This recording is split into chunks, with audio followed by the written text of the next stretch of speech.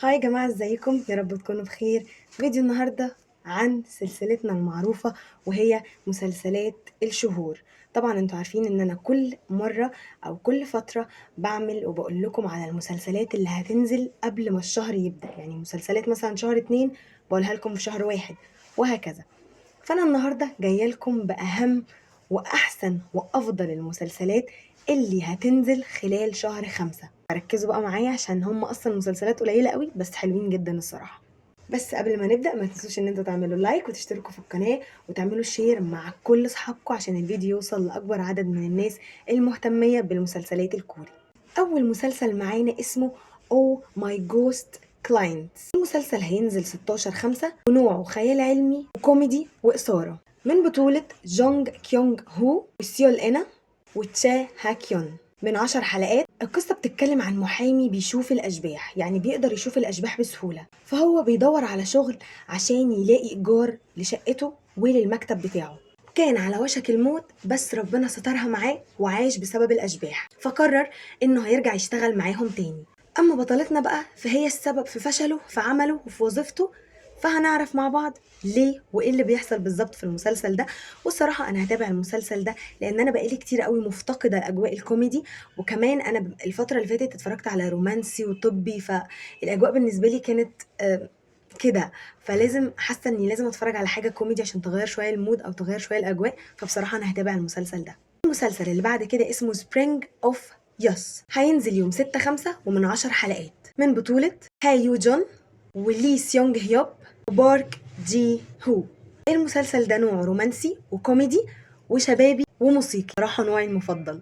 بيحكي عن قصة ايدول من فرقة اسمها فور سيزونز، وفجأة هيطرد من الفرقة دي في لحظة غير متوقعة خالص، فهيضطر ان هو يرجع يدرس تاني او يرجع للجامعة بتاعته تاني ولحياته الطبيعية تاني، بس للأسف هتكون فيها مشاكل كتير قوي اللي هي حياته في الجامعة. ففي الوقت ده هيقع في حب البطلة، والبطلة دي هيكون عندها نفس الشغف اللي عنده بالظبط، فبالتالي هيبدأوا يكونوا فرقة من الجامعة دي هو وهي من الأول وجديد، وهيقرر إن هو يخوض المسيرة اللي كان هو أصلا شغال فيها بس من الأول وجديد ومع ناس مختلفة تماما.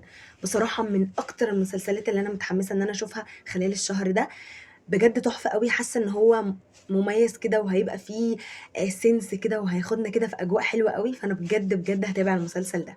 المسلسل اللي بعد كده اسمه تيستفولي يورز، هينزل يوم 12/5 ومن 10 حلقات. مش عارفة ليه كلهم 10 حلقات، بصراحة حاجة غريبة قوي.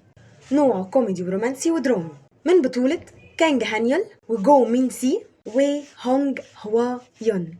القصة بتحكي عن إن البطل هيبقى خليفة لشركة أغذية مشهورة، المفروض إن هو بيدير أفضل مطعم في المدينة كلها، بس هو مش مهتم بالذوق الرفيع. هيقابل بقى البطلة اللي هتكون عكسه تماما، اللي هتكون مهووسة ببرضو الذوق الرفيع. بصراحة مش عارفة يعني ايه ذوق رفيع، بس أنا بقول لكم القصة زي ما هي مكتوبة، فاللي يعرف يعني ايه يكتب لي في الكومنتات. بس أكيد حاجة يعني ليها علاقة بالأكل اللي هو الراقي شوية تقريبا، يعني مش عارفة الصراحة. المهم ان البطلة دي عندها مطعم صغير في منطقة ريفية، فهيتعرفوا على بعض وهيشتركوا مع بعض وهيبدأوا يشتغلوا هما الاتنين مع بعض. ففي ظل الأجواء دي هنشوف بينهم رومانسية غريبة، وهنشوف بينهم تنافس غريب برضو بما انهم الاتنين مختلفين. فالمسلسل حلو الصراحة، بس انا مش هتابع مسلسلات رومانسية خالص لان انا اكتفيت بصراحة، فهاخد ريست شوية من الرومانسي. المسلسل اللي بعد كده اسمه Second Shoot of Love، نوعه رومانسي وكوميدي، هينزل يوم 12/5 والحمد لله من 12 حلقة مش 10 حلقات، من بطولة جونج ميونج وتشوي سو يونج ويو جون هي. القصة بتتكلم عن ست أو بنت اتولدت في عيلة مدمنة على الكحول، وهي بتتحاول تتغلب على إدمانها ده، وهي أصلا شغالة ميكانيكية وموظفة كبيرة قوي في شركة سيارات.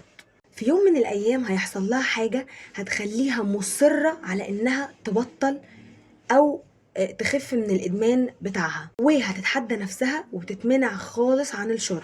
وبالصدفة هتقابل طبيب، والطبيب ده هيكون بيكره المدمنين وبيكره الكحول برضو، وهيكون هو السبب في إن هو يعالجها وإن هو يبقى السبب أو الفرصة اللي هي تخرج من إدمانها. بس كده، دول المسلسلات اللي عجبوني قصصهم خلال شهر 5. فاتمنى ان هم يعجبوكم، وبجد لازم تتفرجوا على المسلسل بتاع الشبابي ده اللي هو بتاع الايدول، لان انا هتفرج عليه. عايزه بقى اقول لكم على حاجه كده تانية جانبيه كده. جماعه انتوا بتتفرجوا على مسلسل اسمه، هو طبي، اسمه ريزيدنت بلاي بوك، كتيب الأطباء المقيمين. المسلسل ده تحفة يا جماعة. المسلسل ده بيحكي عن 4 أطباء، 3 بنات وولد، يعني هيشتغلوا في المستشفى كأطباء، ولكن أطباء مبتدئين يعني لسه بيتعلموا. فهيقابلوا حاجات كتير. المستشفى أصلا عبارة عن أو خاصة بطب النساء، يعني بطب التوليد والنساء وكده.